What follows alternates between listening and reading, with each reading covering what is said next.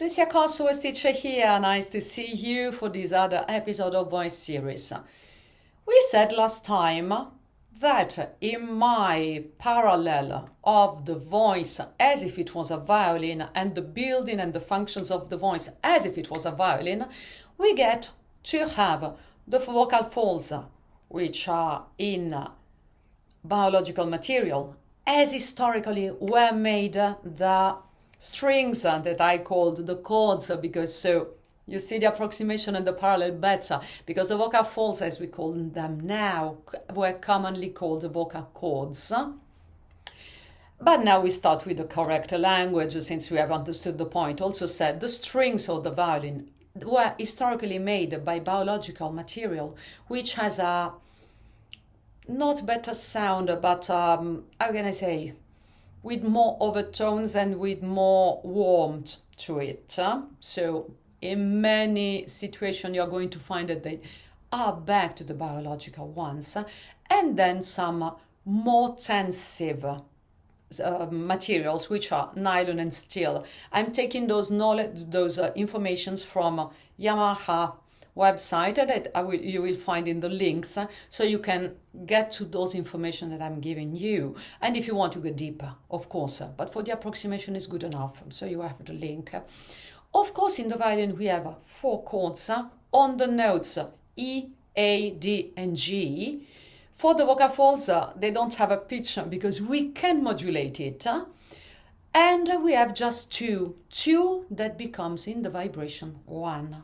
And this is quite important because in a difference with the violin, we are 2 unilateral. And we are going to see that it doesn't take away the approximation and the parallel, but it has some reasoning and some consequences into the training, into our instrument, into the optimization, into the style, into the individual signature. But we'll see this later on. So for us, yes, we have the vocal folds. And I approximated for you that the respiratory system, which gives the air to the vocal folds for their vibration, also said it gets in contact with the vocal folds to create true wave from those folds, chords, if you prefer. It is the respiratory system. What it is into the violin, as I said last time, the hair of the bow. And in some sort the bow itself, because we have the windpipe and the other 2 tubes, which are cartilaginous, so they have some stiffness as the bow to maintain their structure and their function into the vibration, because if it's all not tense, it will not create a wave. And it is true for your vocal folds, and it is true for the hair of the bow. So we have to expect to have, as in the violin, some structures that are going to stiffen the chords and maintain the stiffness of the bow, of the hair of the bow. Also said of our passage of air. And we have the trachea, the windpipe, and the other 2, which have something quite peculiar in our body, which are smooth muscles, as I said last time.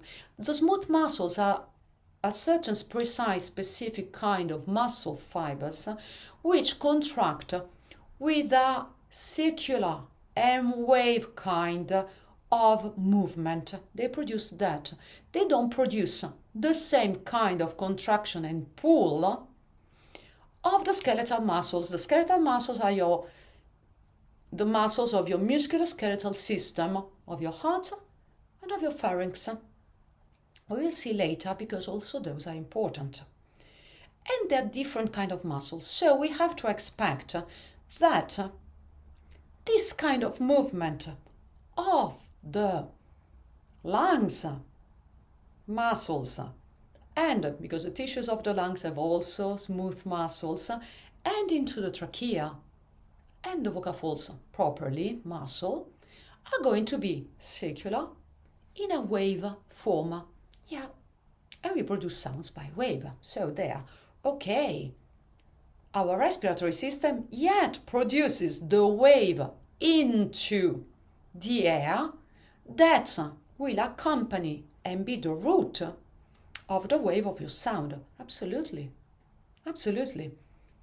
See my exercise Soffietti, it is on this.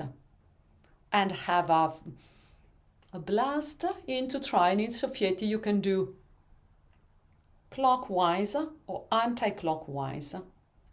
If it works in both directions or what. You can write in here or you can write, or there is the tutorial, etc. Then, for the what it is that put the tension in the violin strings. They are called the tuning pegs, and they are in the neck of the violin. Do we have something similar? Yes, but we have a difference. Since in the violin we have 4 chords, and then we have the left hand that is going to touch and to shorten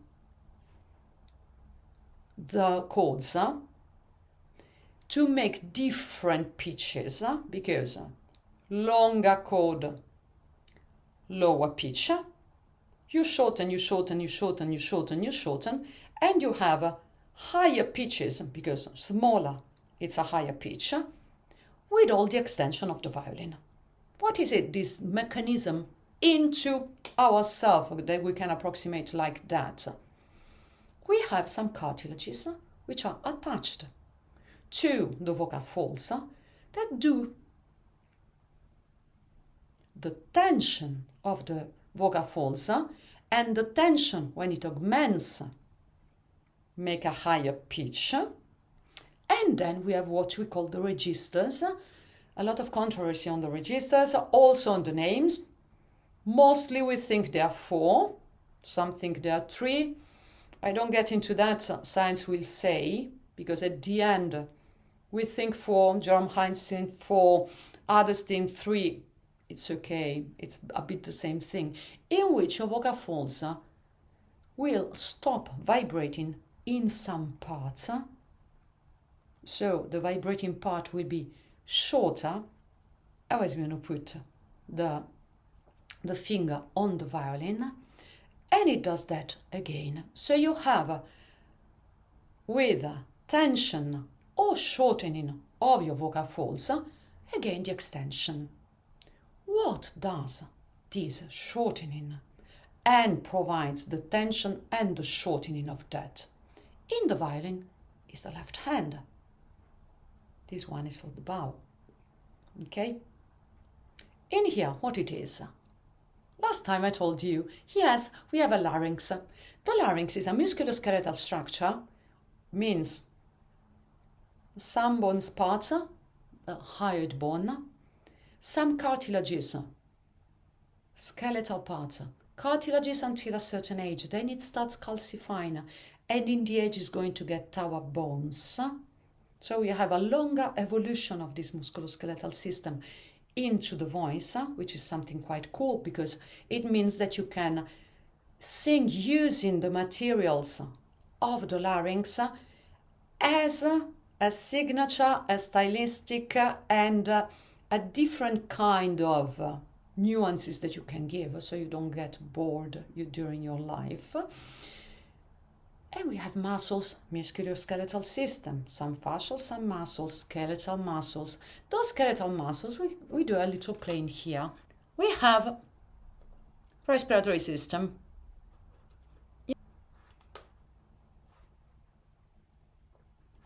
And that's it. And we have the windpipe, as I said, the 2 which are pretty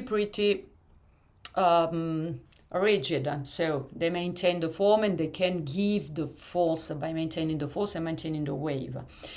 This is your larynx. This is the outside of your larynx, okay? This is the hyoid bone. Then, for the violin, we have what? We have the left hand. Here it is, our left hand. Yeah, and that's it. And I make it a bit smaller. We don't need that big. That's the left hand. Okay. Also said, In the larynx, do we have what as muscles, as I was saying? If you look at this, it is very small, but you have the link, so one, we add, those are the larynx muscles, the proper larynx muscles. If you see, there are many. I make it small, so you go in the link to see them better. Okay, so the copyright is respected, and you get to the website. All those muscles, they are unilateral, also said they are double, except one, which is in the back. Also said, do we have one left hand in the larynx? No, we have two hands. We have to add the right one. Yeah. Because they do the work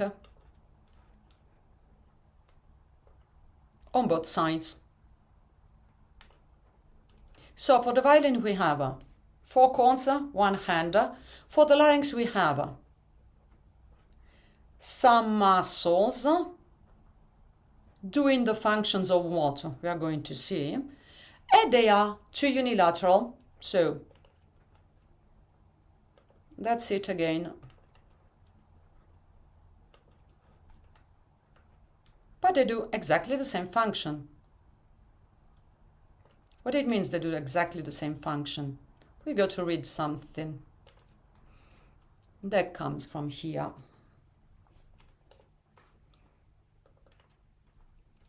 The laryngeal muscles are critical to voice production, breathing, and airway protection during swallowing. Those muscles are categorized into intrinsic and extrinsic based on their location and function. Now we're talking about the intrinsic. Intrinsic laryngeal muscles are confined within the larynx and are primarily responsible for controlling sound production by adjusting the vocal cords' tension, length, and position. The primary intrinsic muscles include the cricothyroid, arytenoid, lateral and posterior cricoarytenoid, and interarytenoid muscles. These muscles are innervated by branches of the vagus nerve, particularly the recurrent laryngeal nerve. The cricothyroid is the exception, and this muscle is innervated by the external branch of the superior laryngeal nerve. And it is on the side, though the only one that you can see from the outside, the other internal. On the other hand, extrinsic laryngeal muscles have one attachment site outside the larynx and play a role in positioning and stabilizing the larynx during swallowing and speech. And this we will see in the next episode, because it will be also important, but we get out of the larynx, okay? So for the larynx functions, what was the thing? The thing was muscles. What are the functions? Again, in the page, you're going to find these that I put smaller, so you can go and look for yourself. And the function that you're going to see are basically the pegs of the violin plus the left hand. We have them together. Attached to what? Attached to the larynx, which is for the first third of your life until 28 years old or something of the kind, because it's also individual a bit. It is of a cartilage. Why do I say this as something of importance? Because when it is made of cartilages, the capacity of elasticity, of giving back the elasticity to the system, is different than when it is calcified. What it means? It means that if you apply a force to a structure in which the skeletal part, the stiff part, is in cartilages, part of this force of the muscles is going to be transferred to the cartilages. Also said that these cartilages are going to absorb a part of the force produced. And this part of the force will be released according to the function of the muscles and what you are doing. because the muscles, as usual, when they are skeletal muscles, they work into the co-activated system. Also said, you don't have an action that is just on one direction when it is musculoskeletal system. You pull, and the antagonist is going to pull opposing it, and then you are going to switch, and the antagonist is going to be the agonist that is going to pull and shorten, and the previous agonist will become the antagonist. And while you do that, one charges, and in the other you're going to release this energy. Why do I say that? Because until you're very young, you can get away by using the forces into the cartilages at the place of some other work that in vocal technique we teach and we call mobility. Also said, until you're 28, you can use the elasticity of the system at the place of the mobility. Why did I put all this again? Because if we still go on thinking that the larynx is the left hand, we are going to have basically this situation. One on one side, and then since we have paired muscles on the other side. And why I say that it's important they are paired? Because if you think of your hands, and I turn a little so you just wanted to make you see that they are one on top of the other. Okay, I will put a better photo after because I have it. So the thing is what with this reasoning, the thinking is that as you have two different hands, are they the same? No, they can be symmetrical or asymmetrical. They act one here and one inside there. They're really one on top of the other. They're like that, working as your larynx muscles. Why it is important that? Because first, when you have two hands, they're not exactly the same, the one and the other, but they're quite peculiarly different. Also said, you have to work on them giving the same or approximately the same ratio of movement. Otherwise, you will not have a good phonation. And part of the exercises that we do, set rigs and some others, they are exactly into teaching and training the double hand that we have as the simpler left hand on the violin, working synergistically to produce the sound. And do you remember I read in the first episode of this season about the posturing of the vocal folds while the air is going out? Yes, also said we have a bow that produces its forces by the bow itself without having the need of a hand outside and of an arm outside. And I also told you, it depends what kind of phonation we're talking about.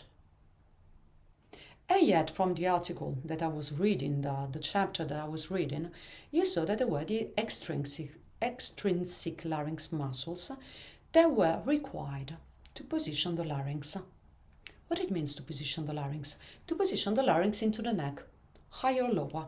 And this will change the functioning of the vocal folds because it will change the functioning of the muscles and the stiffness and the position and the mobility and elasticity. Elasticity less, elasticity into the tissues, but the mobility of the larynx itself.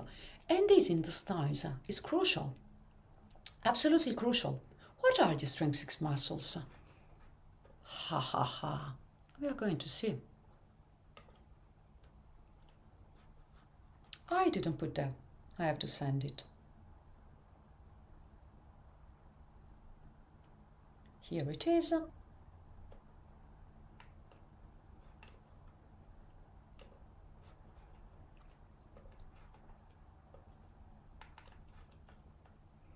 Those are the extrinsic muscles. There are many. And especially, they are into the general musculoskeletal system. Thank you, med points. All those muscles are going to position, stabilize, maintain, and synergistically work for phonation. We add into their what? They are not left-handed, they are not right-handed, they are the parts on which we have the strings of the violin. Are they crucial? Yes. Do we have to add them? Yes, totally. So, the thing is what? It is for the production of the notes themselves into a certain limitative way, it is enough the respiratory system, but it is not all, because it has some stiffness, but it is still a smooth organ. Even with this left hand, for the swallowing function, it moves a lot. Sometimes it doesn't move that much, for other reasons that are my specialties and my expertise, and those reasons come from the first point, the extrinsic muscles of the larynx that, as you have seen, in their work, they synergistically work with the larynx, but we'll see next episode that they don't depend by the larynx itself. And I would like you to remind back this model, which it is the joint by joint model, also said the extrinsic muscles of the larynx are into the neck, which it is a stable segment. Then we have the thoracic segment, which is mobile. Then we have the lumbar segment, which is stable. The hips mobile, the knees stable, and the ankles mobile. We will see next week that this is important. Because first, if you use directly the neck muscles to do things, very often you are going to do too much and mobilizing the neck. It is not intuitive. The stable segments are stable in their function when the other segments are functional. So one way to stabilize the neck is coming up with the shoulders.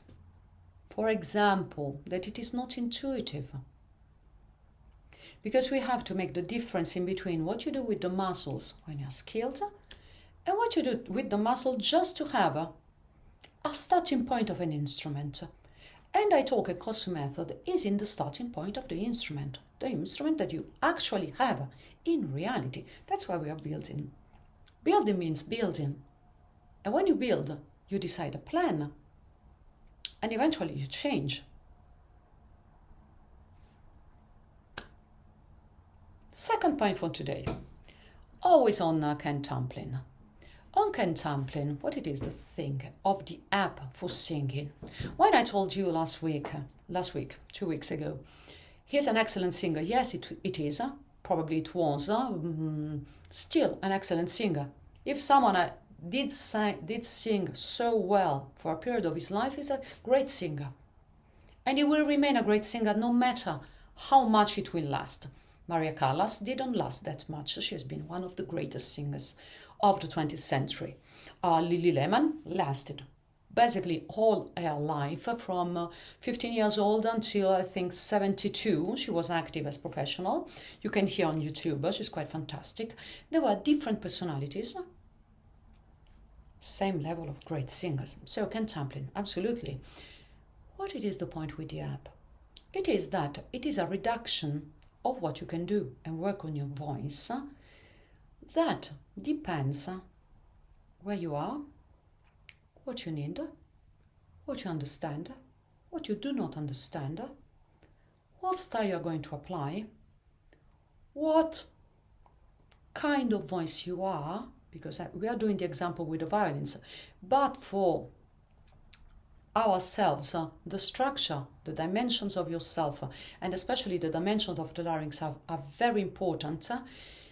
And we don't have the same measure of larynx. I have a very big larynx. Also said I'm a very low voice for women. Also said I'm a double bass for the larynx measurement.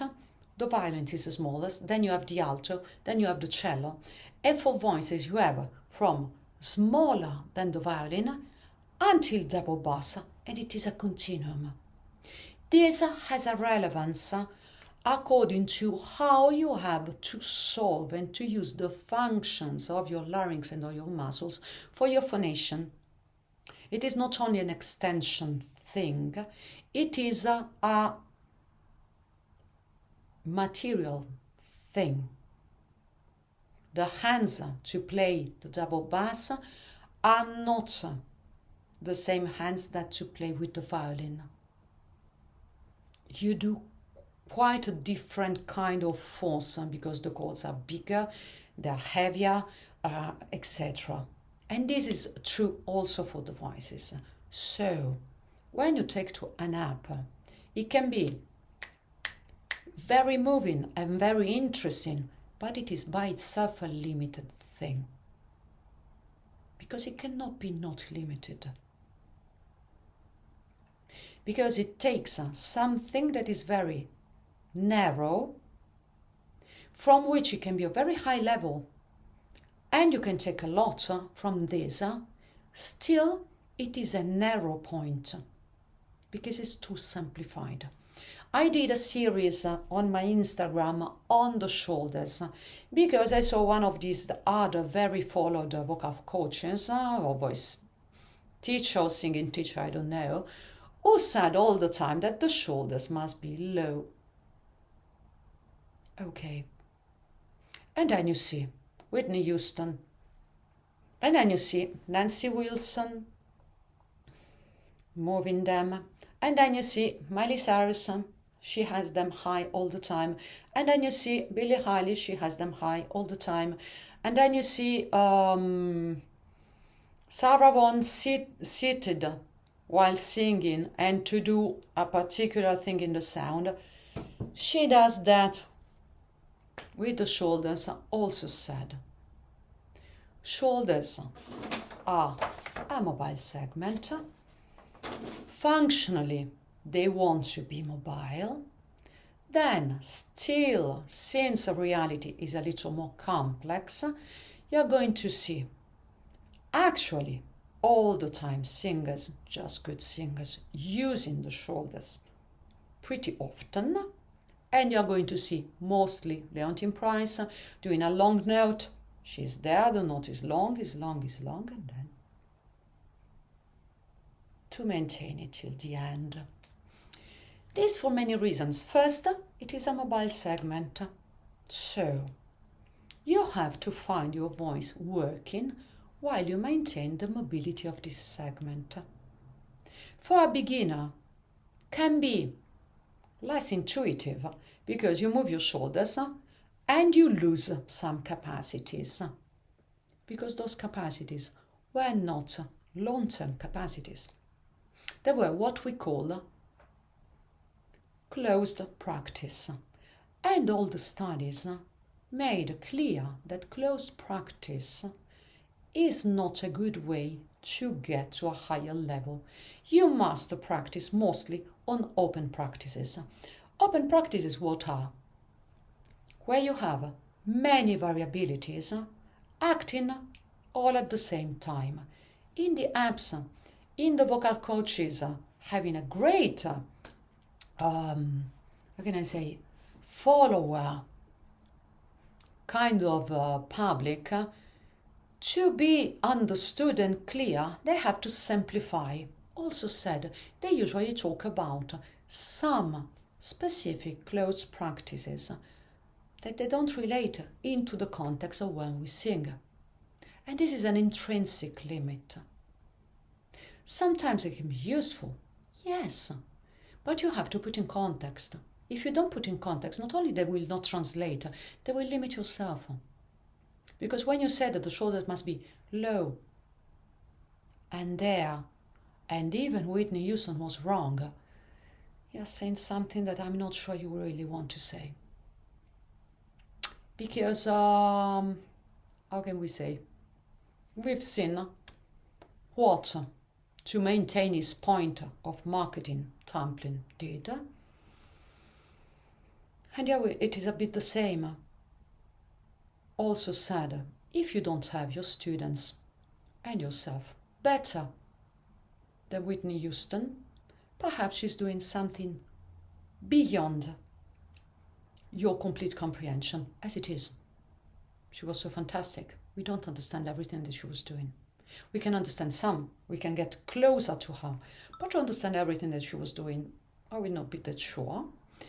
And at the same time, I will be quite cautious into criticizing something that she's not the only one doing, and all they've done are great singers.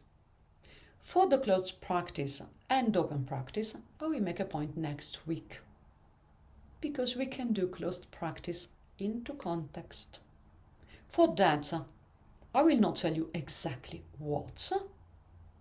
I will give you some exercises that you can do as closed practices that have to do with the voice, but not into the context of the voice, even if you do them, it will be an advantage, because if you want them into the context, you're going to ask my courses, as it is correct. No? So the thing for today, take the apps, but don't think that they contain everything you need. They cannot. They cannot. See you next time. Have a very good week.